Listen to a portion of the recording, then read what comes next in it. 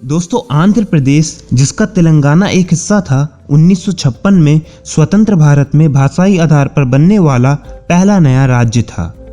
आंध्र से अलग हुए और 2 जून 2014 को स्टैब्लिश हुए नए तेलंगाना राज्य ने एक लंबे लोकप्रिय संघर्ष के बाद फिर साबित कर दिया कि भाषाई विचार स्टेट के फॉर्मेशन के मामले में एकमात्र आधार के रूप में काम नहीं करते।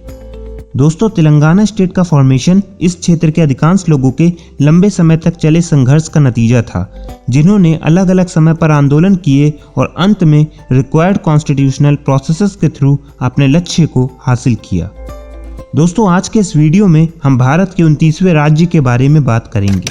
आज हम जानेंगे कि कैसे आंध्र प्रदेश का डिवीज़न और तेलंगाना स्टेट का फॉर्मेशन हुआ, कैसे करीमनगर डिस्ट्रिक्ट आंदोलन की तीव्रता के केंद्र के रूप में उभरा, क्यों श्री कृष्णा कमेटी का फॉर्मेशन किया गया था, कैसे कैबिनेट ने बंटवारे को मंजूरी दी, आंध्र प्रदेश रीऑर्गेनाइजेशन बिल कब पारित हुआ और बिल की क्या प्रमुख विशेषताएं थीं।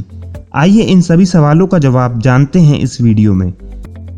दोस्तों, तेलंगाना संघर्ष के बीज 1955 में बोए गए थे, जब हैदराबाद को अलग स्टेट के रूप में बनाए रखने के लिए स्टेट रीऑर्गेनाइजेशन कमीशन की सिफारिश अनसुनी हो गई थी।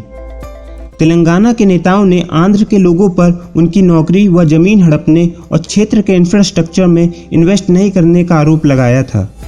1 नवंबर 1956 को तेलंगाना आंध्र प्रदेश से मर्ज हो गया था, जिसके बाद स्टेट ने 1969 में एक वायलेंट सेपरेट तेलंगाना मूवमेंट और 1972 में एक सेपरेट आंध्र मूवमेंट देखा।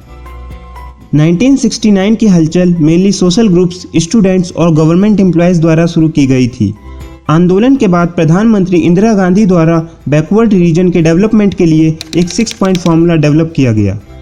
दोस्तों, 6 पॉइंट फार्मूला 21 सितंबर 1973 को गवर्नमेंट ऑफ इंडिया और आंध्र प्रदेश के वेरियस रीजन्स के बीच एक पॉलिटिकल सेटलमेंट था, जिसके तहत फ्यूचर में इस तरह के आंदोलन के रिकरेंस को रोकने के लिए दोनों रीजन्स के लीडर्स द्वारा सहमति व्यक्त की गई थी। इसके बाद तेलंगाना मूवमेंट ने पॉलिटिकल टर्न ले लिया। 1997 में बीजेपी ने तेलंगाना राज्य की मांग का समर्थन किया और बाद के वर्षों में जिसमें एक चुनाव देखा गया, पार्टी ने 1 वोट 2 स्टेट्स का वादा किया। लेकिन धक्का 2001 में तेज हो गया, जब के चंद्रशेखर राव ने तेलंगाना मूवमेंट को रिवाइव करने के लिए तेलंगाना राष्ट्र समिति TRS का फॉर्मेशन किया। कई लोगों का मानना था कि यह छत्तीसगढ़, झारखंड और उत्तराखंड जैसे राज्यों का क्रिएशन था, जिसने तेलंगाना की मांग को बढ़ाया। 3 साल बाद TRS ने कांग्रेस के साथ गठबंधन में चुनाव लड़ा और 5 लोकसभा और 26 विधानसभा सीटों पर जीत हासिल की। नमस्कार दोस्तों, मैं हूं दुर्गेश कुमार और स्वागत है आपका स्टडी ग्लोज में। You can also follow me on Instagram for regular updates. दोस्तों, 1969 में आंदोलन के फर्स्ट फेज के दौरान करीमनगर डिस्ट्रिक्ट आंदोलन की तीव्रता के केंद्र के रूप में उभरा। 2004 के इलेक्शंस के लिए प्रचार करते हुए कांग्रेस प्रेसिडेंट सोनिया गांधी ने भी अनाउंसमेंट किया था कि वो एक पब्लिक मीटिंग करके करीमनगर शहर में तेलंगाना के लोगों की भावनाओं का सम्मान करेंगी। के चंद्रशेखर राव ने 2004 में करीमनगर पार्लियामेंट्री कॉन्स्टिट्यूएंसी से MP के रूप में चुनाव लड़ा था। 2006 और 2008 के बाई इलेक्शंस में भी उन्होंने इसी कॉन्स्टिट्यूएंसी से जीत हासिल की और डिस्ट्रिक्ट के सभी बाई इलेक्शंस में लोगों ने TRS कैंडिडेट्स को वोट दिया। करीमनगर 2009 में तेलंगाना स्टेट के आंदोलन की तीव्रता के लिए मेजबान था, जब TRS अध्यक्ष ने तेलंगाना स्टेट की मांग करते हुए आमरण अनशन मींस फास्ट टू डेथ शुरू करने का फैसला किया था। ये वही शहर था जहां पुलिस ने के चंद्रशेखर राव को अरेस्ट किया था, जो सिद्दीपेट टाउन से आमरण अनशन शुरू करने जा रहे थे। करीमनगर में उनकी गिरफ्तारी के बाद यह आंदोलन जंगल में आग की तरह फैल गया था और तेलंगाना के लिए कई युवाओं ने आत्महत्या कर ली थी। हॉस्पिटल में रहते हुए उनके आमरण अनशन को जारी रखने के बाद यूनियन गवर्नमेंट ने 9 दिसंबर 2009 को अलग तेलंगाना स्टेट के फॉर्मेशन का अनाउंसमेंट कर दिया। हालांकि सरकार 23 दिसंबर 2009 को फिर से इस मुद्दे पर पीछे हट गई। स्टेट के मुद्दे पर सेंट्रल गवर्नमेंट के पीछे हटने के बाद करीब 17 तेलंगाना स्टूडेंट्स ने उस्मानिया यूनिवर्सिटी कैंपस के सामने आमरण अनशन शुरू कर दिया था। 3 फरवरी 2010 को retired justice BN Shri Krishna का फॉर्मेशन राज्य की मांग का परमानेंट सॉल्यूशन लाने के लिए किया गया था। पैनल ने 30 बार मुलाकात की, 23 डिस्ट्रिक्ट और 35 विलेजेस का दौरा किया और लगभग 100 ऑर्गेनाइजेशंस से बातचीत की। आंध्र प्रदेश की स्थिति पर कंसल्टेशन कमेटी की report union home minister P Chidambaram द्वारा 6 जनवरी 2010 को स्टेट के पॉलिटिकल पार्टी रिप्रेजेंटेटिव्स को जारी की गई थी। दिसंबर 2013 में यूनियन कैबिनेट ने 10 जिलों के साथ तेलंगाना स्टेट के फॉर्मेशन के लिए एक बिल को मंजूरी दी, जिससे आंध्र प्रदेश के विभाजन का मार्ग बना। कैबिनेट ने विवादित मुद्दों पर विचार करने के लिए कॉन्स्टिट्यूटेड मिनिस्टर्स द्वारा की गई अधिकांश सिफारिशों को अप्रूव कर दिया। आंध्र प्रदेश रीऑर्गेनाइजेशन बिल 2014 में पास किया गया, जिसमें बिल की कुछ प्रमुख विशेषताएं इस प्रकार थीं।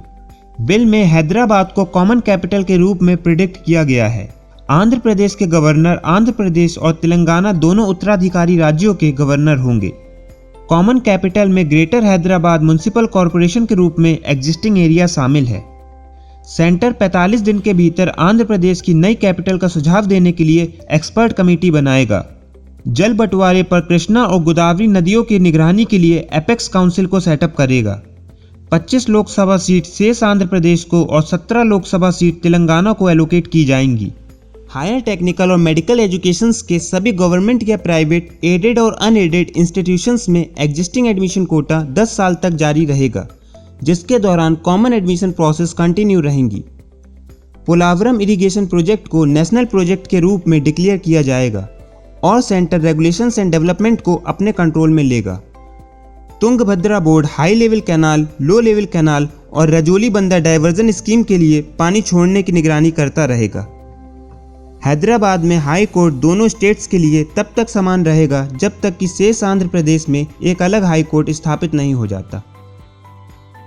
फाइनेंशियल एसेट्स और लायबिलिटीज के संबंध में किसी भी विवाद को आपसी समझौते के माध्यम से सुलझाया जाएगा, जो विफल होने पर कंट्रोलर और ऑडिटर जनरल की सलाह पर सेंटर के आदेश से होगा।